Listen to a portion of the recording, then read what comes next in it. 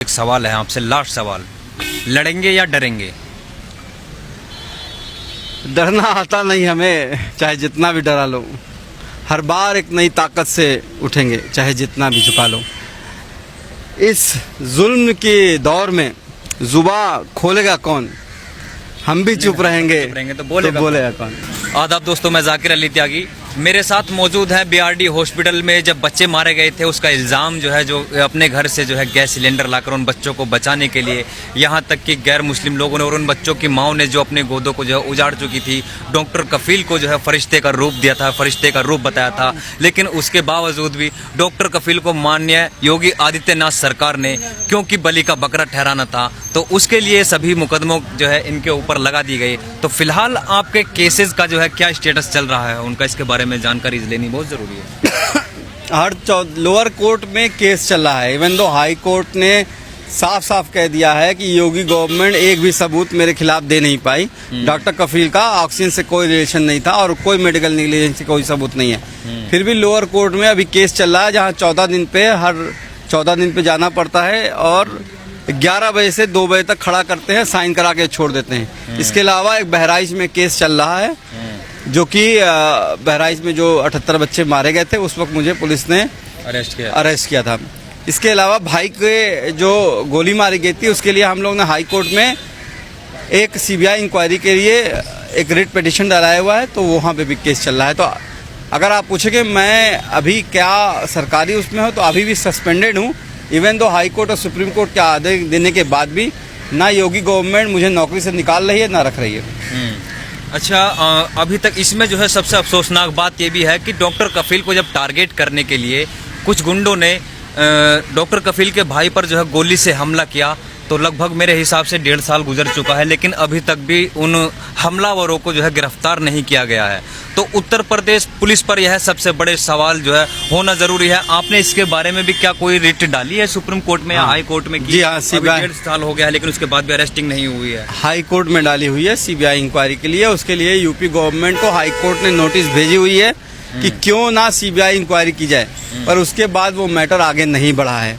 देखिए, UP police जो है एक तरह से सीधे सीधे ये जो योगी की जो टीम है उनके इशारों पे खेल रही है, और सही माना जाए तो मुझे नहीं लगता है कि पुलिस तंत्र यूपी में बचा है। आपने चाहे सेंगर जी का मामला देखा होगा, अभी चाहे चिन्मयानंद का मामला है, तो एक तरह से वो उनके इशारों पे खेल रहे हैं और जो वो कहते हैं वो करते हैं, जो नहीं कहते हैं वो नहीं होता है।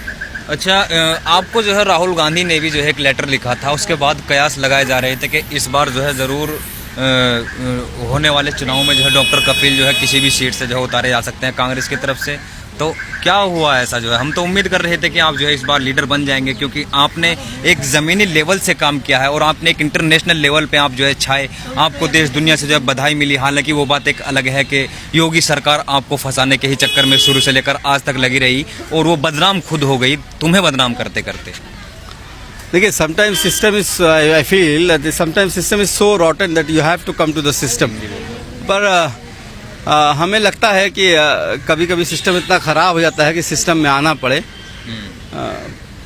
पर अभी हम जो काम कर रहे हैं, मैं अभी वो हेल्थ फॉर ऑल पे काम कर रहा हूँ, और आपको पता है कि हमने एक प्रपोजल बनाया है जिसके लिए मैं डॉक्टर हर्षवर्धन जो हमारे यूनियन हेल्थ मिनिस्टर हैं उनसे भी मिला हूँ। बीआरडी ऑक्सीजन ट्रेजेडी एक फेस है, एक चेहरा है पूरे हेल्थ सिस्टम का कैसे टूटा हुआ है। और जिस साल बीआरडी में 70 मासूमों की मौत हुई थी, उसी साल पूरे भारत में 8 लाख बच्चे मर गए थे। यानी हर घंटे पे 100 बच्चों की मौत इंडिया में हो रही है, जिनको रोका जा सकता है। अच्छा, वो केरल में जो है शायद चमकी बुखार आया था, उसके बाद निपाह वायरस बिहार में चमकी, हाँ, निपाह वायरस जो है वहाँ पर जो है फैला था। तो उसके बाद वहाँ के मुख्यमंत्री से आपने अपील की थी कि मैं वहाँ पर इलाज करना चाहता हूँ। मुख्यमंत्री ने आपको जो है बधाई भी दी और आपको बुलाना भी चाहा, लेकिन उसके बाद जो है परमिशन कैंसिल कर दिया, आपको रोक लगा दी। तो कहीं ना कहीं ऐसा लगता है कि केंद्र सरकार के दबाव में मुख्यमंत्री ने रोक लगा दी थी यहाँ पर कि वहाँ पर आप एंट्री ना कर सके। जी, एकदम सही है। उस वक्त ये हुआ था कि एम्स की टीम उठा के केरल भेज दी गई थी और ये दबाव डाला गया था कि डॉक्टर कफील नहीं आए। अभी आपको एक इंसिडेंट बता दूं, 18 अगस्त को अयोध्या में कुछ मंदिर के पुजारियों ने मंदिर के अंदर एक कार्यक्रम रखा था और मुझे सम्मानित करने के लिए कि जो मैंने मुजफ्फरपुर में काम किया था।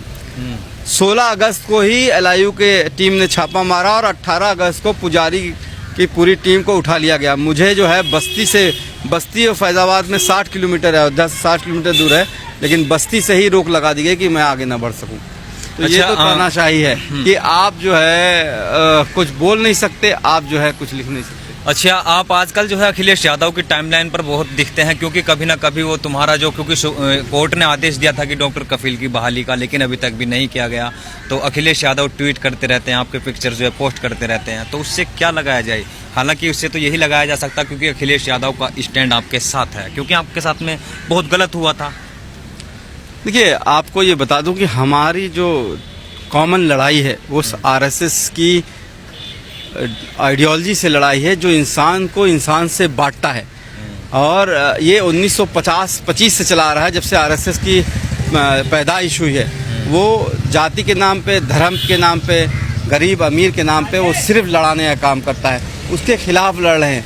उसमें हमारे साथ अखिलेश यादव जी भी अगर बोलते हैं तो मैं उनके साथ हूँ, राहुल जी भी बोलते हैं उनके साथ हूँ। जो भी ये सही करेगा, जो भी इंसाफ की बात करेगा, जो भी इंसान की बात करेगा, जो भी ये बात करेगा कि 10 करोड़ मुसलमान जो है पब्लिक जो है इस वक्त कैद है कश्मीर में, और हमारा प्रधानमंत्री जाके US में कहता है कि सब कुछ नॉर्मल है, उसका विरोध करेगा, मैं उसके साथ हूँ।